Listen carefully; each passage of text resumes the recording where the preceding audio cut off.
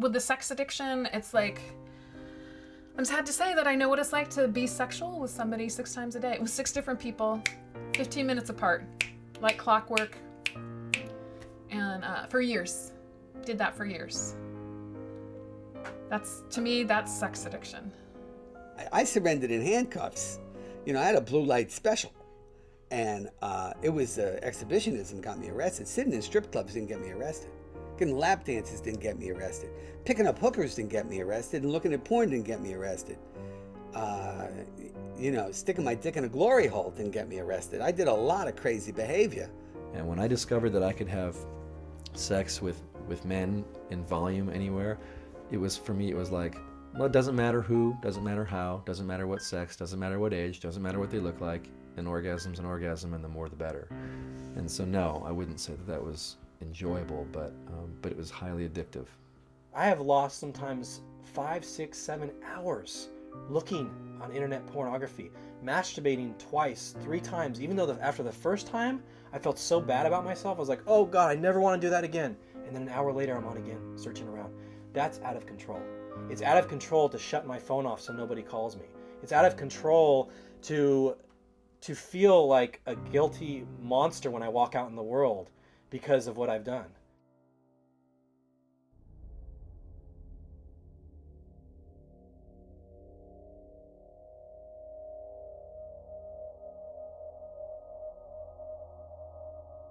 It's a very hurtful addiction to have. It hurts yourself, it hurts others. And I think the most hurtful thing is that it's still not widely recognized in our society. I mean, it's a disease absolutely of darkness and living in shadow, especially the whole sexual aspect of it. You know, I mean, I don't think anyone really wants to be an alcoholic or a drug addict, but a sex addict.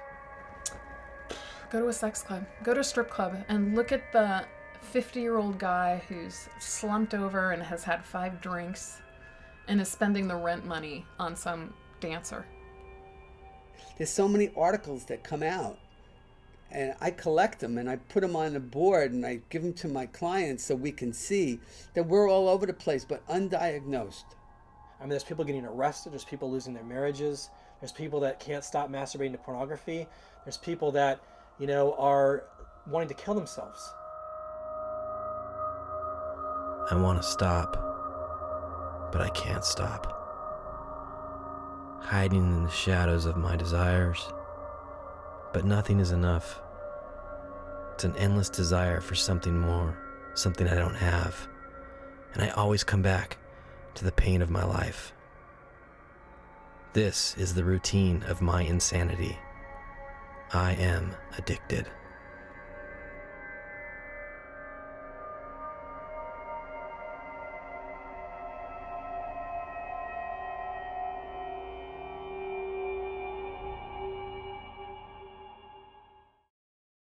Looking back at my sexual acting out, and you know, all said and done, but you know, by the time I got into recovery, I'm talking literally hundreds and hundreds of anonymous encounters with men. Like, to me, that's sex addiction, to really distort that sex act and to really, like, to do it over and over and over and, like, to just become so used to it that you're numb.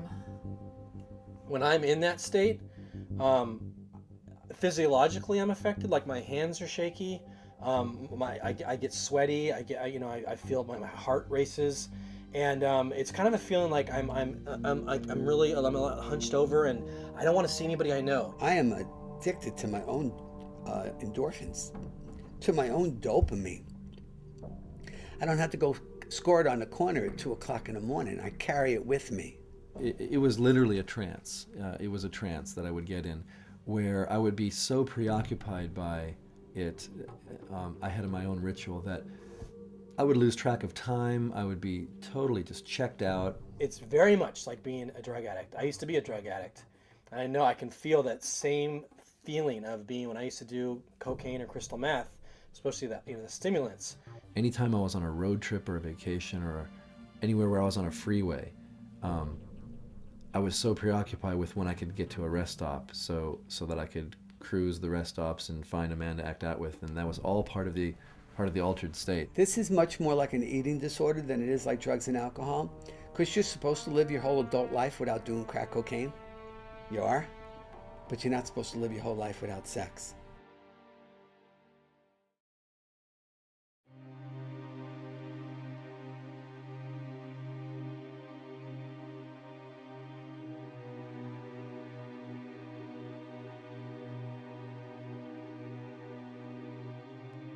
a warrant had come for me in the mail, and I was out of town.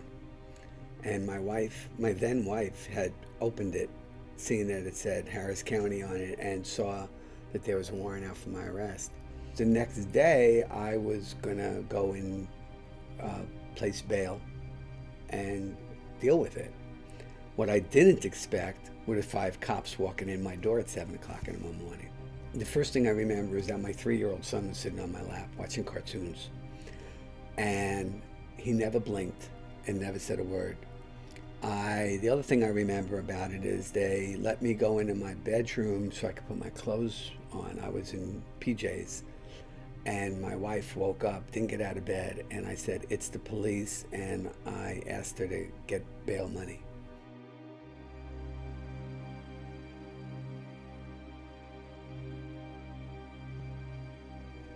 Well, I stayed up the rest of the night, and then in the morning, early morning, like 5 o'clock in the morning, I decided I'm going to go steal all the newspapers.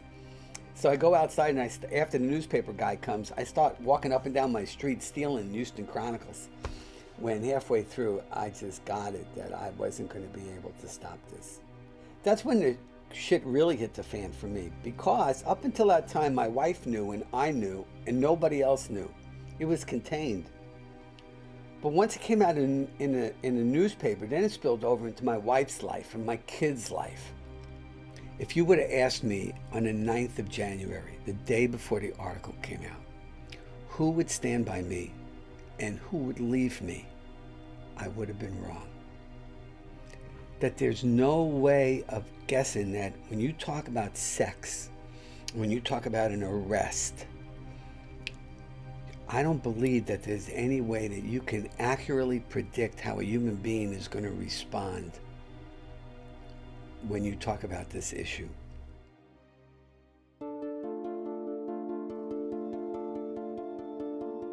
I was 8 years old when I exposed myself to 2 neighbor kids who came in my house. I was actually taking a bath when they came over with their parents, and they were popping their head in the bathroom, and I was playing Matador with the shower curtain. And that was the first time I remember doing it and getting a rush out of it.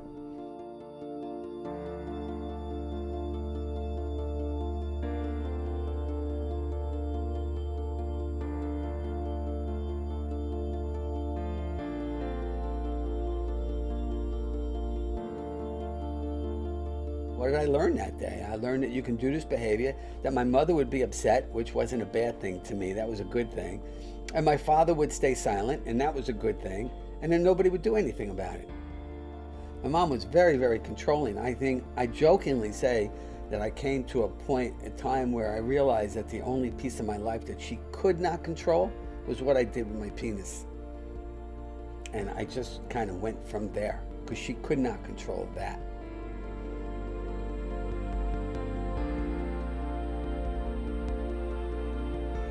I had gotten arrested when I was 14-year-old freshman in high school for doing it by walking on the street.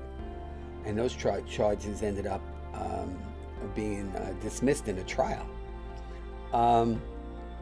So when I discovered how to do it in my car to a school bus, I thought I had died and gone to heaven, because it was a field day.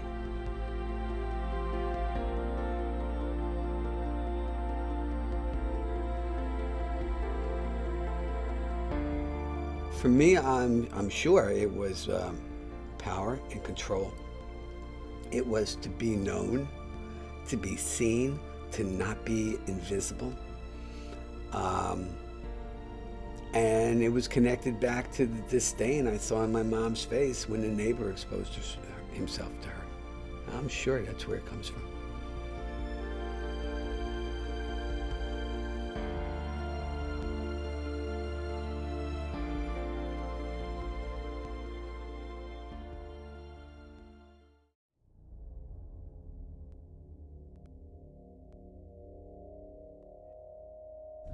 Tell me where we are.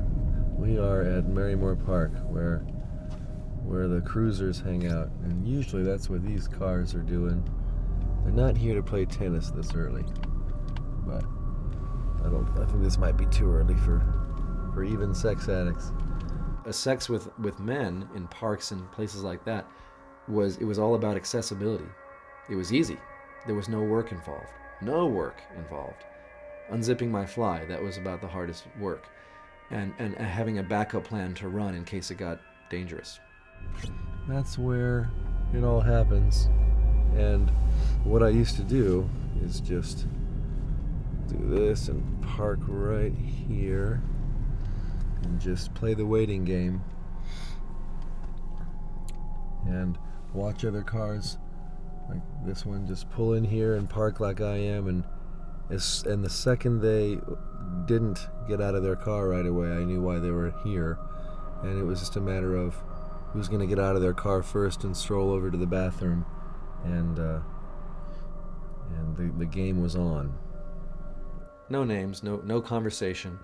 No, do you come around here often? A couple times people would want to repeat the act and offer me their number and try to get together again, and I almost always said no, just on principle. Just it's like a one-time thing for me, you know, as far away as intimacy as I could possibly get, which was what it was for me. I remember telling my therapist about 3 years ago, you know, I don't remember my dad ever saying that he loved me, and his response was, that's probably because he didn't. And since then I've realized, yeah, that never happened. There was never any verbal expressions of love. That's the sense of loneliness that I felt in my family of origin, the kind of loneliness that you feel when you're with people. I have a very fuzzy memory of this because a lot of my childhood memories are very broken, and I really suffer from memory loss. But I do remember like pouring through the TV guide and meticulously making lists of any movie that had nudity in it and making sure that I saw these movies somehow. I even shared the list with my mom at one point saying, can we rent these movies? Which was, you know, that's the thinking of an 8-year-old boy, not realizing how weird that would sound. But I also discovered porn at about age 7. My parents' stash, and I seem to recall that it was both of theirs, not just my dad's. It was in their drawer, but not really that well hidden, and Gallery and Wii and Penthouse and a few others. And as soon as I discovered those, I was hooked pretty much immediately and would take any opportunity I could to smuggle them into the bathroom. And I don't think I was masturbating yet at that time. I didn't even know what that was, but I was way obsessed with looking at the magazines whenever I could. I drank in so many thousands of images at such an early age that really distorted my whole view of what sex was. I remember as early as, I'm pretty sure it was age 10, maybe 11, I was already performing oral sex on my boy friends, my male friends, and like going for hours. I remember until my jaw was sore, and you know, that's, looking back, that's not exactly normal.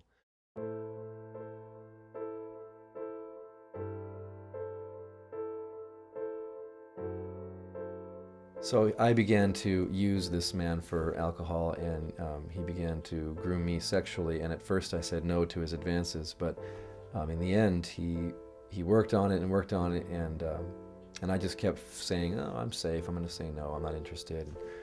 And eventually he got me stoned and got me drunk and wore me down. And one day in his car I said yes, and he performed oral sex on me, and that became a pattern. And at first I just was really disgusted by it, because even though I had acted that with boys, this older man, I was 14, he was like 40, just didn't feel right. But I decided, it's as if I decided this felt good. And because I remember kind of just going with it and closing my eyes, and at some point along the way that turned into a sense of arousal for me. And that's kind of how I pinpoint my arousal template starting to get really distorted, because from that point forward, I was wanting to experiment sexually with men as well as just boys.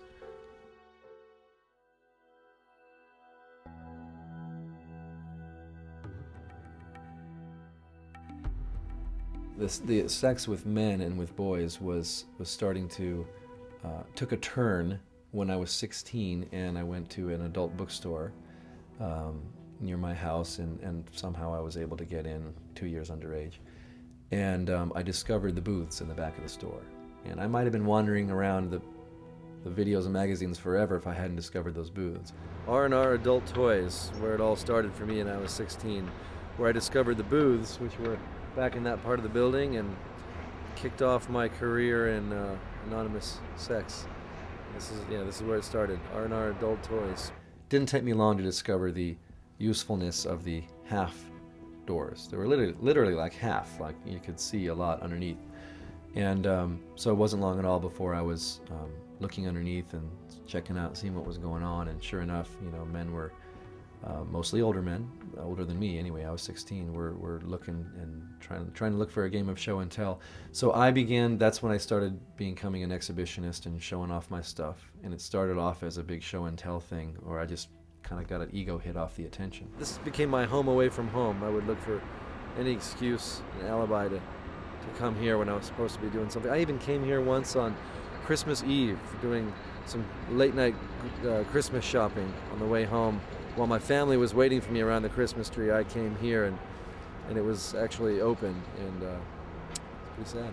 So I started saying yes, and pretty soon that behavior became really addictive for me, and I was looking for any excuse I could to go to the booths. And now it wasn't just showing off, I was going there like regularly for the purpose of meeting people and having sexual encounters.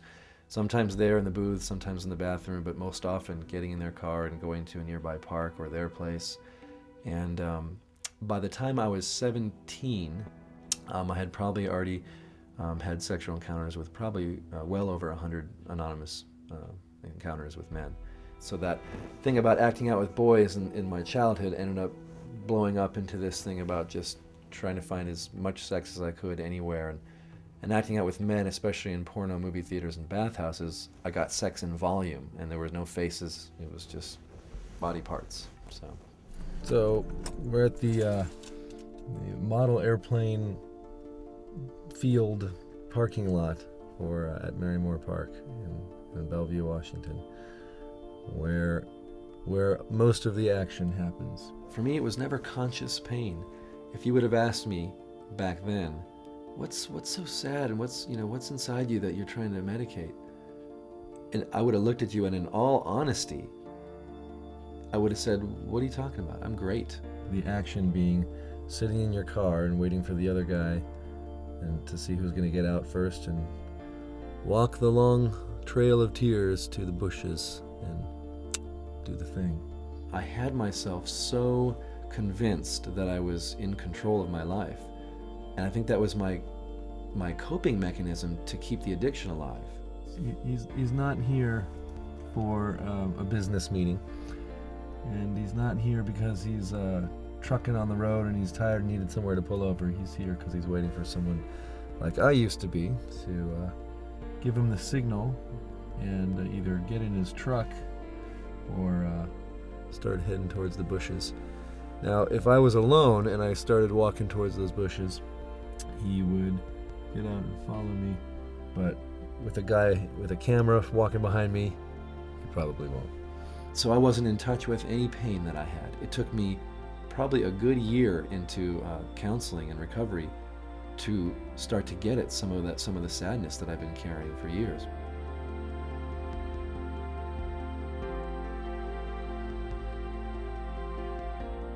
I think in a really twisted way, sideways, backwards, upside down, dark kind of a way, I was looking for love that I never got from my dad.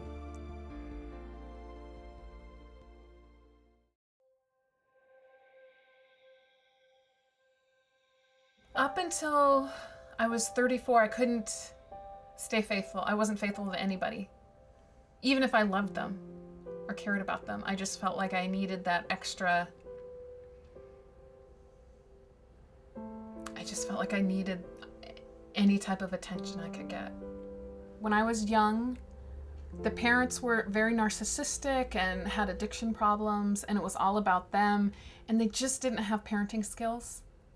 And I saw other people who had nice parents who took care of them and dressed them in new clothes and made sure that they did their homework and made sure that they ate 3 meals a day. My parents didn't do that. They couldn't keep it together, really. I started cooking for myself when I was 6.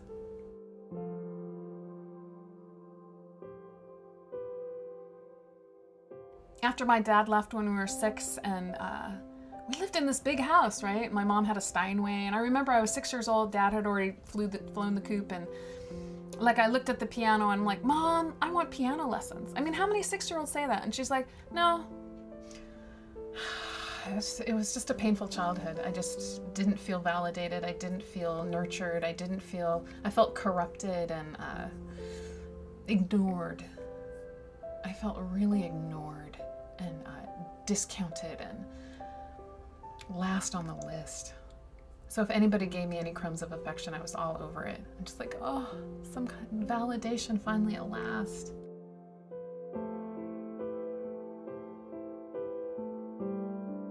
There were porn magazines around the house. He's actually a good artist, but he would collage porn pictures on the refrigerator. So I really got at a young age that sexy is good. I remember he left somewhere and I was in his house, and I opened up this one magazine and I saw this blonde woman fully nude and shaved, and I thought, wow, I want to be her. She's so beautiful and sexy. And so like from then on, it's like I always shaved, and I always felt like I wanted to be that image because she was so perfect and so sexy, and I felt like it was the only way to get my dad's attention was to just be super pretty. What was valued most in my youth was my looks, because I was, tall and thin, had long blonde hair and green eyes, and oh God, I remember even when I was 12, grown men would hit on me. I'd walk around in shorts and grown men were like, I was developed early, like I looked older, and the first time I was 12, I was walking in San Jose, and a man pulled up. I crossed the street, and he was in this truck, and I crossed the street, and I was walking home in a suburban neighborhood, and he like went out of his way to pull me over, and we started talking, and he was trying to get me to do porn, and I was 12, and I was like, oh, he's like, it's like, it just wasn't happening. He could tell that I was just kind of like still like playing with dolls, but I looked older. I remember in junior high, me and my sister, we were walking down the hall, and there was this little girl that was taunting us. She's like, oh, here come the slut sisters. I'm like, whoa, really? Like, were we really slutty even back in 8th grade? And I remember I was, and I'll tell you why. I needed shoes, and my mother bought me 3-inch heels in the 8th grade to go to school in.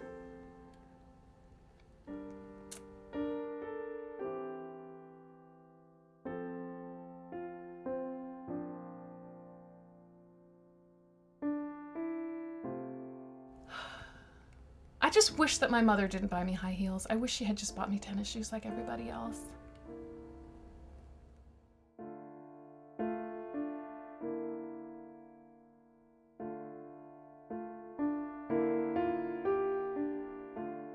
I remember just laying in bed when I was 12 going, you're just ugly, and you're just a piece of shit. You're just the ugliest piece of shit. I just hate you.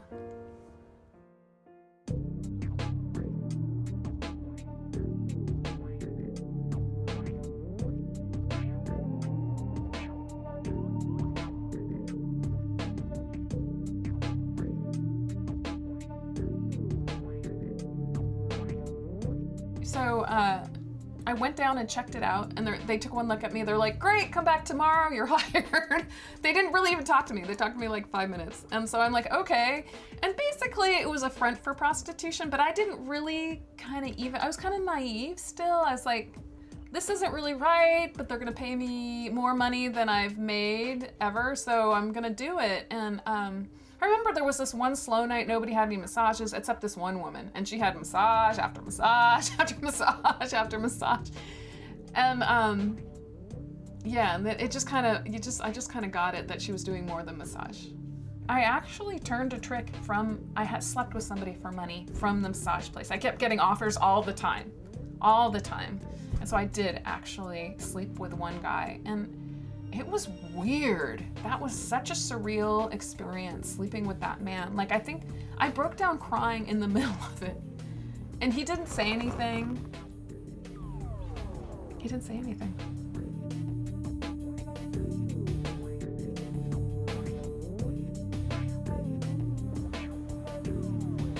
I'd have to do 3 performances on stage in a night. And then also there would be the group line, the cattle call. Like they'd have us all go up there at once. All the girls would line up. So I'd have to do that. And then in between those 4 stage shows, I'd have to hustle dances from everybody on the floor. And oh my God. I'd have to lay in bed all day. It felt like a truck had run over me and backed up like 3 times. I was just exhausted. And to just be like, oh, I'm so sexy and sexual. You know, oh God, it was just like, all I want to do is just get into flannel pajamas, you know what I mean? Just take a really hot shower, just stay in bed all, I just felt raped. I felt raped after working in a strip club.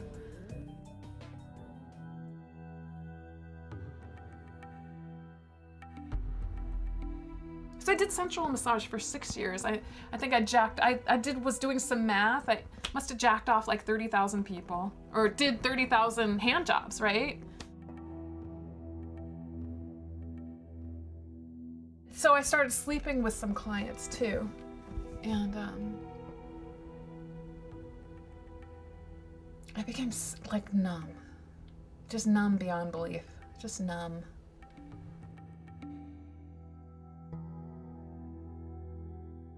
The flip side to sex work was sometimes it was fun. That's what it was so weird. Sometimes it was really fun. Like it was fun for a moment. It's like eating a Twinkie. Like it's like, and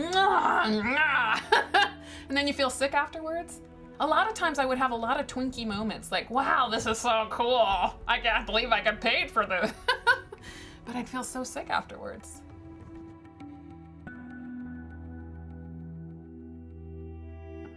From being a stripper and from being in the sex industry, it's like I can be naked and sexual with anybody. But it's really, I was terrified of like talking to people and if they wanted to know something about me or get close to me, I was just like, I would sabotage. You know, I think that's where all the cheating was. Like I just didn't want anybody. And I think it goes back to the original wounding, the parental, like I loved my parents. I loved them so much. And they didn't take care of me. So I wasn't gonna let that happen again.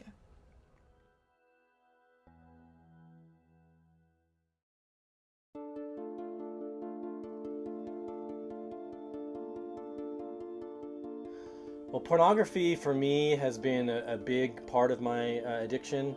My family growing up had Playboys on the coffee table, and when I was about 10 or 11, I started to notice these Playboys. I started to notice like, wow, right here in front of me there's these magazines with images of naked women. I would start to find my favorite magazine, a Playboy magazine, and bring it into my bedroom. And then when I started to masturbate about 12 or 13, that just even made it more of an addiction for me of like, you know, obsessing about the images and finding my favorite images and then collecting those. When I started bringing those Playboys into my room as a kid, it wasn't just the titillation factor, that was a part of it. But I was also in a lot of pain, even though I didn't know it. I had a mom who, you know, was a good mom in a lot of ways, but she was married to a man who wasn't available for her. So she found refuge in us 3 boys, which felt invasive to me at times, and so I would rebel against her a lot and push her away. Okay. You're on. Congratulations. Yeah. We always wanted. So I grew up with like a feeling of feeling a little invaded by my mom, although feeling loved too, but feeling extraordinarily terrified of my father. My dad was very physically abusive to me. My dad was a very terrifying man. You never knew when his temper was going to explode, and when it did, it was scary. You know, it was like very scary. So I started to find refuge in pornography with Playboys in my bedroom. Now at the time, like I said, I felt it was just like a little boy in puberty looking at naked women. But now as an adult, I can look back and be like, you know, it was a little hurt boy who was actually seeking an escape from the pain he was feeling in his life. And so, you know, an addict likes control. And when I was in my bedroom with the door locked and that Playboy magazine and lost in that fantasy world, Complete control. Little boy addicted to running away, hiding wounds behind adult walls. Pleasure numbs the pain and loneliness of breathing, lost inside a secret world of sexual fantasy and body parts, searching for happiness with voyeuristic eyes, denying the side effects of this oblivion. Familiar demons of shame and guilt are resurrected. The pain of reality is only an orgasm away. The Playboys started my addiction to pornography, and just like any addiction, like smoking pot can sometimes lead to heroin, Playboys led to hardcore porn magazines. Those hardcore porn magazines led to videos. Those videos led to the internet. The internet led to just an explosion of me spending 5, 6, 7 hours on the internet looking at pornography images. So the pornography, starting with the kind of innocent little boy in Playboy, kind of grew into this monster of a thing that I couldn't stop doing. I could not stop masturbating to pornography.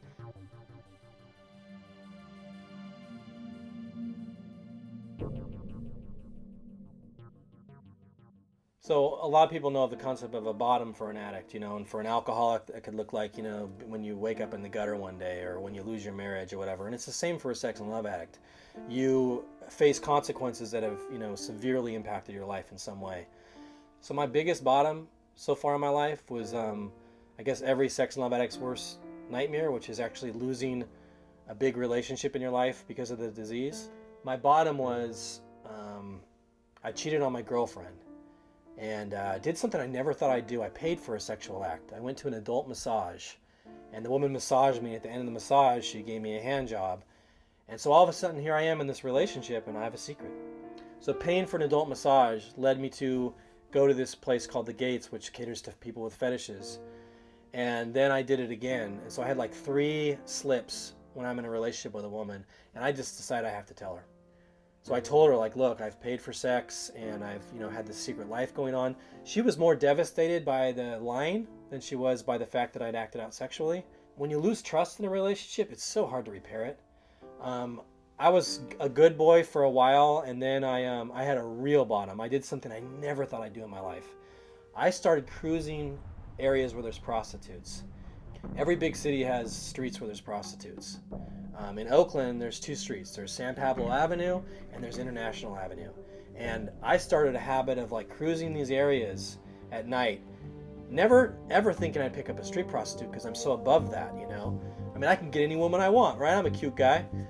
And so I started cruising these streets. I started cruising San Pablo Avenue at night. I started cruising International Boulevard. I'm never going to pick up a prostitute. Then I started talking to them. So I started to pull over and I'd have a little conversation. I'd be, that girl's, man, you can tell she's on crack or she's messed up. Well, kind of this flirting with disaster over enough times me cruising these streets, it's kind of bound to lead to like finally I meet a prostitute that's actually, makes my addict go woohoo, and like I said, I did a behavior I never thought I'd do. I picked up a street prostitute, she performed oral sex on me, and that was, I think, my biggest bottom.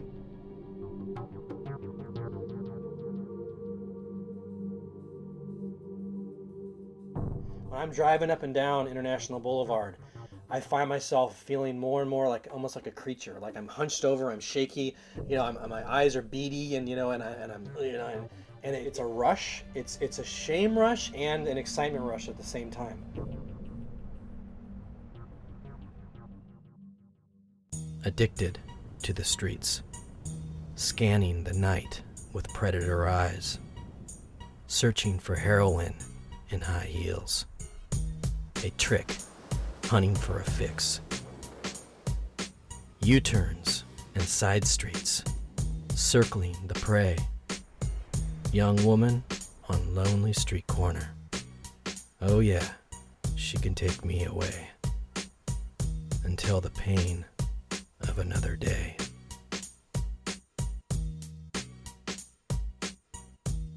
So I'm in a relationship. I've now hit my bottom, which is going and picking up a street prostitute. I got to get out of this relationship. I got to work on myself in a way I can't do in this relationship, apparently. So I broke off the relationship, really, really, really hurt. obviously a woman that thought she was going to marry me. And ever since that time, I've worked really hard on recovering.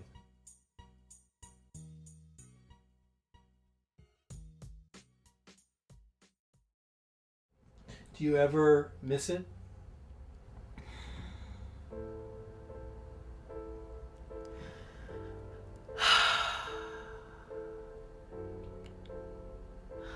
I miss my youth.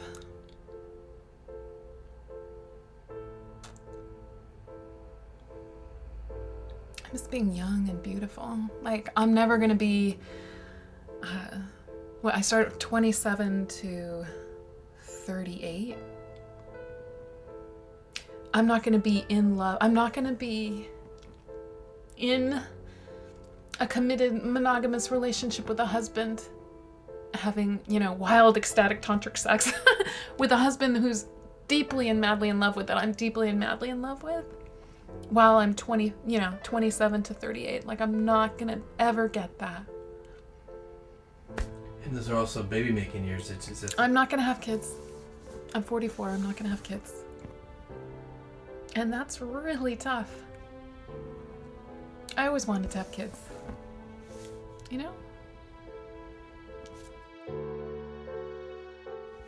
Being on my knees in a dark place, and this, it's sad to even talk about it, but just sticky floors, and just there's nothing joyful about that. And especially now I look back and I can see how that was a lot of sadness and a lot of loneliness and a big empty void in me that was started when I was really young. Probably started from my dad not saying he loves me, and a whole bunch of other stuff that caused me to try to fill that void with the sexual pleasure, which that almighty orgasm for me. When I discovered that, it was pretty much more of that, please. For me, I'm the kind of guy where sometimes I learn by doing. Now, I always had these fantasies, oh my God, I can go to these fetish places and do this stuff. Now, when I realized that wasn't enough, like it didn't provide me a good feeling, what I started to feel was that what was missing. So I started to feel like what was missing the more I went to these paid for services. And what's missing for me is emotional intimacy. I'm good at having sex with someone I don't know. I'm not good at having sex with someone I know.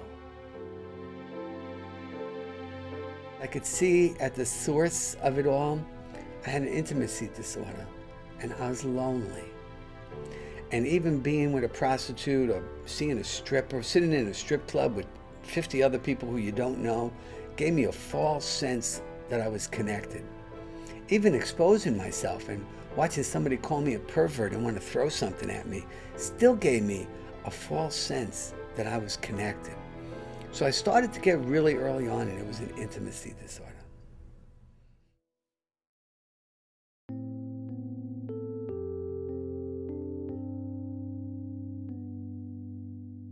After my arrest, I had joined a sex offenders program voluntarily. I had been there 10 years prior. Didn't complete it, aborted it, thought I didn't need it. I wasn't court ordered in the first time, and I came back this time also not court ordered. And but I couldn't miss, so the treatment center let me out every Tuesday night to go to this group.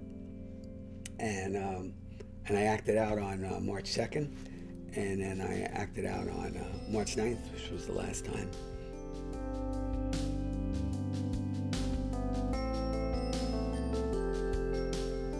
I read Dr. Carnes' book from the first page on. That whole book was me. And I remember reading the book. I was like voraciously going through this book thinking, anybody who's got is this clear, who's got this so distinctly mapped out, has got to have a prescription on how to make this malaise go away. And I raced through the book. And at the back of the book, it said 12 steps.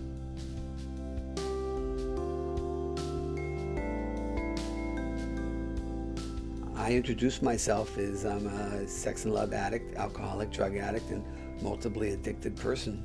Because the fact is, my drug of choice is more. And it doesn't really matter what it is. I'll do it.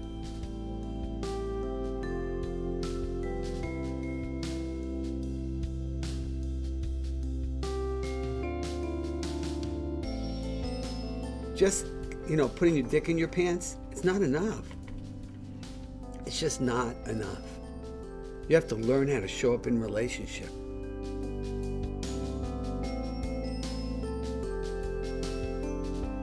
So to me, honesty is the key to this. You have to be transparent. You have to be authentic. And the only way you can be transparent and authentic is if you're known. Known. And so No More Secrets is about being known. Hi, my name is Jay. I'm a grateful, recovering sex and love addict, alcoholic, drug addict, and multiply addicted person.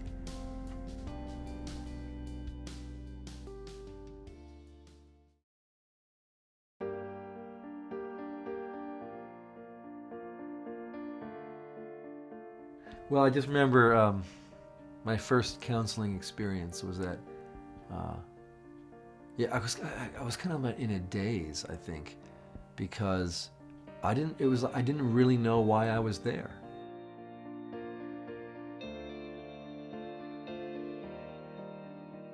Why are you here? He asked me that question, very sensible question. And I didn't know what to say. I didn't know how to answer the question. First question, I didn't know how to answer it. And I said, best I could come up with was, well, I have a girlfriend. I love her very much, and I know that, and I can't seem to stop cheating on her.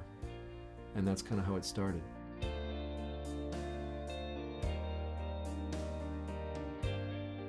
I've met you before. I was like, what do you mean by that? I've met you 100 times. I know who you are, and I know what you're about, and here's what you're up against, And he said it almost in kind of a cocky way, like he knew me. And my first reaction to that was like, this guy's full of shit. He doesn't know me. He just met me. So we had a 2-hour session. In the first hour, I was convinced that this guy didn't know me. And by the end of the second hour, I knew that he did.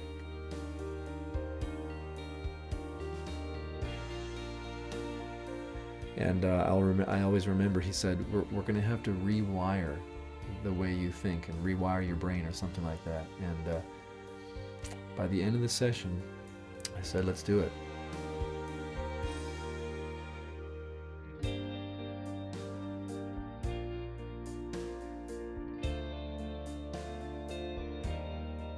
Not surprisingly, my first few relapses were going to the local park where I had always acted out and having anonymous encounters. Only this time it was different because it was almost like I was knowing what was happening. I was getting my morphine drip fix, and it was really kind of a creepy experience. It was like, here I go again, just zombie-like almost. It's kind of sick. But I shared about that relapse. I got honest about it for the first time ever, and felt acceptance after that. Nothing but acceptance and support. Tough love, but love. And so that was a breakthrough that I felt like I could be honest about my behavior. And that was actually my last time acting out. It was April 15th, 2004.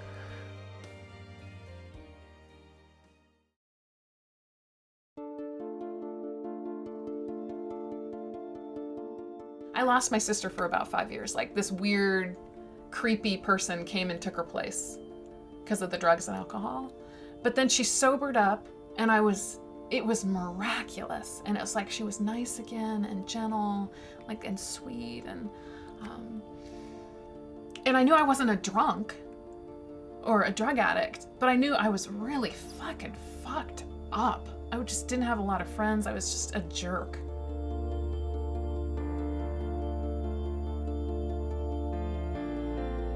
In Al-Anon, I realized I had a problem with food because I couldn't stop stuffing my face. I still wasn't ready to look at the sex stuff. All through Al-Anon, I was in the sex industry. But I was getting better. I was calming down. I was getting happier. I was starting to know people. I started having a community of people that weren't in the sex industry. People in the sex industry, sick. They're very damaged.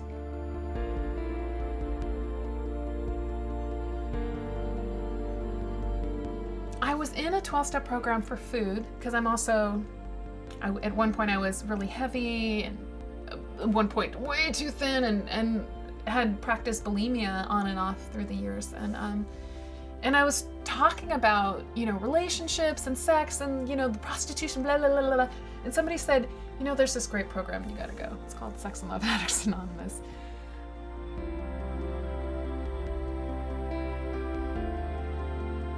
I just love it when the men come into SLAA and they talk about the prostitution. And I've had so many, and I tell my story at group level, and I've had women come up to me and say, wow, I was scared of you. And I've had people say at group level in a meeting after I share, like, I'm so uncomfortable, I can't even hear you. But then I've had a lot of men come up to me and just say, thank you. And this guy even came up to me once and he's like, I will never go to a prostitute again after hearing you. I stopped going to prostitutes after listening to you.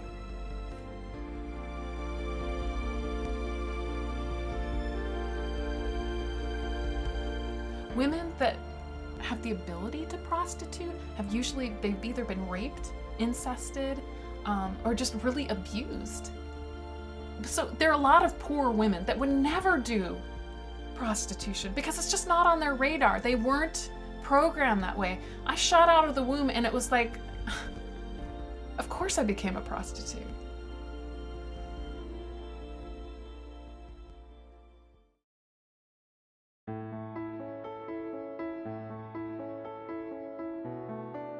Actually, the way I found Sex and Love Addicts Anonymous was actually one day I was going through the phone book and going through the white pages in the business section, actually looking for sex. Like, I wasn't actually looking for Sex and Love Addicts Anonymous. I was actually doing a kind of an acting out behavior. So I have my finger, I'm going down the white pages of the business section of the phone book looking for sex, something sex. I mean, it wasn't that thing. And I saw Sex and Love Addicts Anonymous. And I just knew in that moment, I was like, I have to call this number. And I remember I went to my first meeting and the guy was sharing, and I heard so much of my story in his share. I heard about the powerlessness he felt over pornography. I heard about his, intriguing with lots of women. I heard about him being addicted to relationships. And I was like, this is my place. Sex and Love Addicts come in all shapes and sizes. I mean, in the rooms, you'll see black, white, gay, straight, female, male. It's addicts coming together and helping addicts. And that has been a big part of my recovery, is actually just, like learning that other people have, sexual compulsive behavior they can't stop doing, or, romantic obsession that they can't stop thinking about, or whatever it is. And there's a lot of people like me. And that's been really healing for me to realize.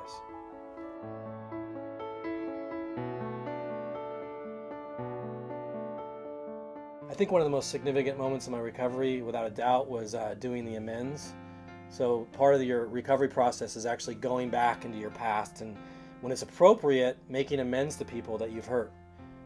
And my dad died when I was 20. My dad died of AIDS. My dad was having affairs on my mom and contracted AIDS and died. And so his sex and love addiction, if that's what it was, killed him. I mean, his death really shook me up, and his life, I think, is a lot of the reason why I became an addict. I think a lot of the pain I was escaping was because of my dad. So my dad's death really shook my foundations, and I realized, wow, like it was kind of like the first catalyst of me wanting to wake up in this world, watching my dad die of AIDS. And in recovery, you go back and you make amends to people that you've hurt.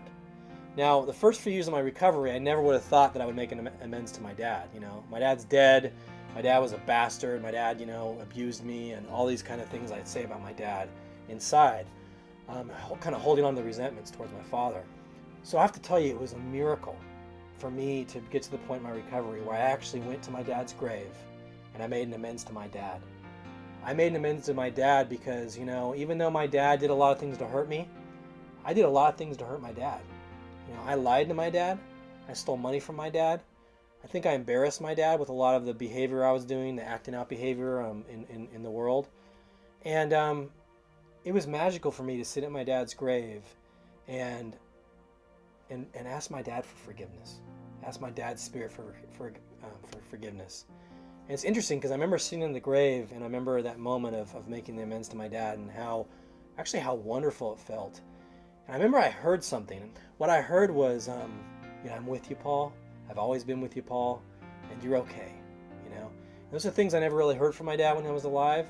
So to sit at my dad's grave and make an amends to my dad and hear these messages of, hey, Paul, you're okay, and you're doing good. And those are the kind of father messages I wanted growing up. I was starved for. And I think because I was at the place where I could finally own my part in the destructiveness of my dad's relationship with me and me and my dad, I think that was finally me opening to, I'm okay. You know, I'm okay. I'm a good guy. You know, I'm a good man. I just got to live that now. I want to live that now. I want to be a good man. You know, I want to be a man who's conscious of the way I interact with people. I want to be a good man. And I don't know. I want to be the kind of man who's not afraid to be and be sensitive, you know, to be vulnerable. And that's the kind of man that recovery is making me.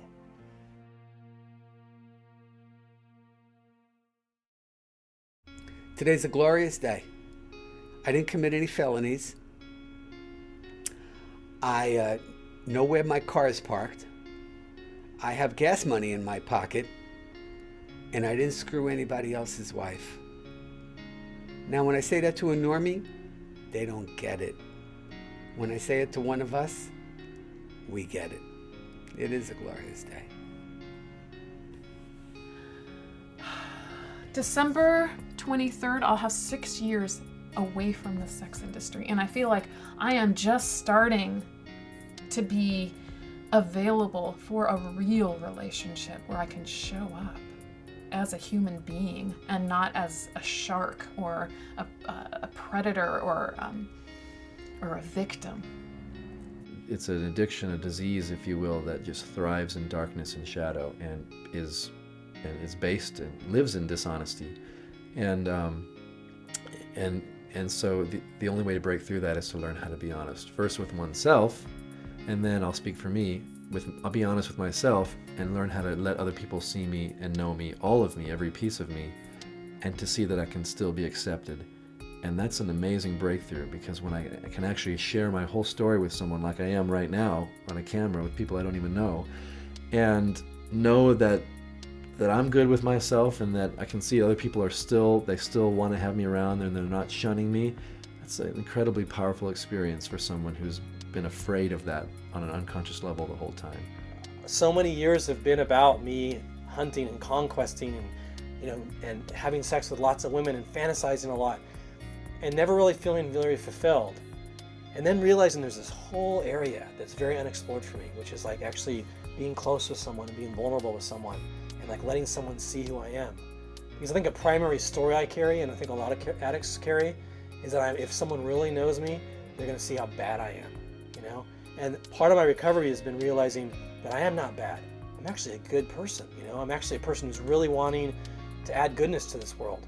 I'm just so grateful every day to wake up and I'm relatively healthy and, you know, I'm back in school and I'm in just a really nice relationship with somebody who takes me to really nice places and just is so loving and just takes really good care of me and knows who I am, and I've told them about myself. And now you feel like you deserve that love. Yeah, and I deserved it all along. I just didn't know it. But it wasn't until I started to pray for the courage to love that my life started to change.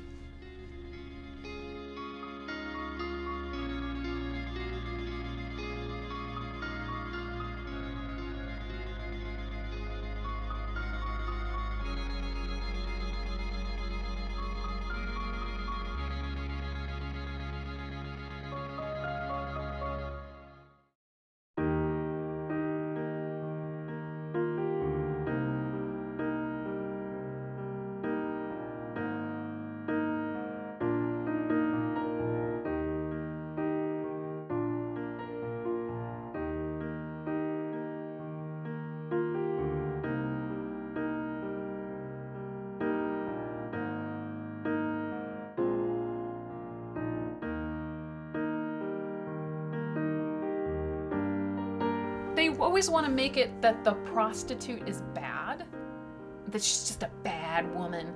That's not it. It's a big industry, and there are millions of men that rent women every day.